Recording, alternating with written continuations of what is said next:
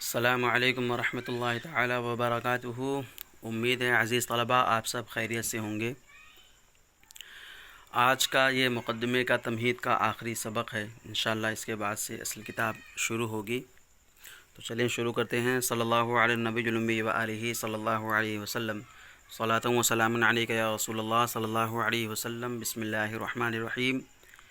عزیز طلباء، آپ نے شروع سے اب تک دیکھا ہوگا کہ میں جب بھی سبق شروع کرتا ہوں تو نبی اکرم صلی اللہ علیہ وسلم پر ہدیہ ضرور بھیجتا ہوں۔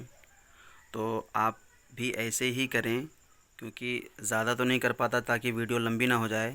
آپ جتنی زیادہ کر سکیں اتنا زیادہ کریں، اللہ توفیق بخشے۔ بسم اللہ الرحمن الرحیم۔ الف اگرچہ حرف علت است، لیکن الف بذاتی ہی در معتل واقع نشود۔ الف بھلے ہی حرف علت ہے لیکن خود الف معتل میں نہیں آتا۔ وگر الف واقع شد، اور اگر الف آیا بھی ہو، پس او متغیر از واو یا شود، تو وہ واو یا سے بدلا ہوا ہوگا۔ جیسے قالا و دعا، قالا اور دعا اصل میں یہ قولا و دعوا تھے۔ این الف متغیر از واو است، یہ الف واو سے بدلا ہوا ہے در باع میں، ورما اور اسی طرح سے رما میں الف یو متغیر ہے، بدلا ہوا ہے، یہ یا سے بدلا ہوا ہے کہ اصل میں یہ بایعا اور رمایا تھے۔ پس ازیں وجہ معتل واوی و معتل یائی گویند، اسی وجہ سے معتل واوی اور معتل یائی کہتے ہیں، معتل الفی نہ گویند، معتل الفی نہیں کہتے۔ لیکن نحویوں کے نزدیک معتل فقط او را گویند، صرف اسے کہتے ہیں کہ در مقابلے لام کلمہ او، کہ لام اس کے لام کلمہ کے مقابلے میں حرف علت ہو۔ و نحویاں ظاہر حال را بینند، اور نحوی حضرات ظاہری حالت کو دیکھتے ہیں، اگرچہ در اصل واو یا باشد، بھلے ہی اصل اس کی واو ہو یا ہو، لیکن ظاہراً اگر الف باشد، لیکن ظاہری طور پر اگر الف ہو تو نزد نحویہ معتل الفی باشد، تو نحویوں کے نزدیک یہ معتل الفی ہوگا۔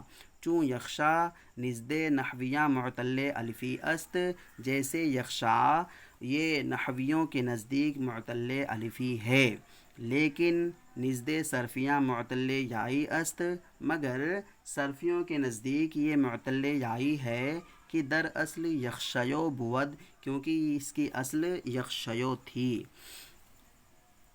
لیکن محموز و مثال واوی و مثال یائی و اجوف واوی و اجوف یائی و مضاعف ثلاثی و مضاعف رباعی ہما نزد نحویہ صحیح اند، چون در آخر او حرف علت نہ باشد، لیکن محموز جس کے تینوں کلموں میں سے کوئی حرف حمزہ ہو، مثال جس کے تینوں کلموں میں سے کوئی حرف علت ہو، مثال معاف کیجیے، جس کا فا کلمہ حرف علت ہو، واوی ہو جیسے وعدہ، مثال یائی ہو جیسے یسرا، اور اجوف واوی ہو، اجوف کہتے ہیں جس کا عین کلمہ کی جگہ پہ حرف علت ہو، جیسے کہ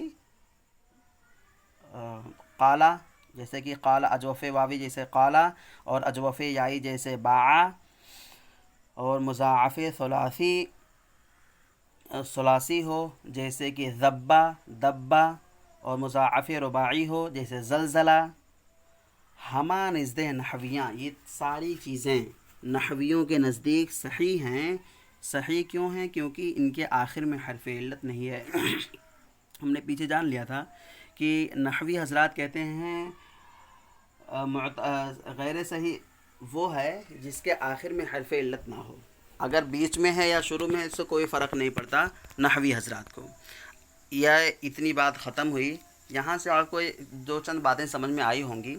ایک تو یہ کہ اس سوال کا جواب کہ معتل واوی تو سنا، معتل یائی تو سنا، معتل الفی کیوں نہیں سنا؟ تو معتل الفی کی وجہ یہی ہے کہ الف آتا ہی نہیں ہے، بذات خود نہیں آتا ہے۔ اب کوئی سوال کر سکتا ہے کہ بھائی کیوں نہیں آتا ہے، اس کی کیا خطا ہے نا؟ تو جان لیں کہ الف ہمیشہ ساکن ہوتا ہے۔ تو اگر ہم اس کو قالا میں لائیں، مثال کے طور پر اس الف کو ہم واو، یہ جو الف ہے اس کی اصل ہم واو نہ مانیں بلکہ الف ہی مان لیں، تو کیا ہو جائے گا کہ الف ہمیشہ ہوتا ہے ساکن، ہے نا؟ اور فعل ماضی کے تینوں حروف متحرک ہوتے ہیں، اس وجہ سے یہاں پہ الف نہیں لا سکتے، بیچ میں نہیں لا سکتے، یا تینوں کلموں میں حروف اصلیہ میں کہیں بھی نہیں لا سکتے، کیونکہ اس کے حروف متحرک ہونے چاہیے۔ ٹھیک ہے۔ اب کوئی سوال کر سکتا ہے کہ ٹھیک ہے چلو فعل میں نہیں لاتے کوئی بات نہیں، مصدر میں تو لاؤ، مصدر تو ساکن الاوسط ہوتا ہے، جیسے قول، مثلا قول واو ساکن ہے، اس طرح سے الف کاف لے آئیے، کیا لائیں گے؟ قیل، قال لائیے۔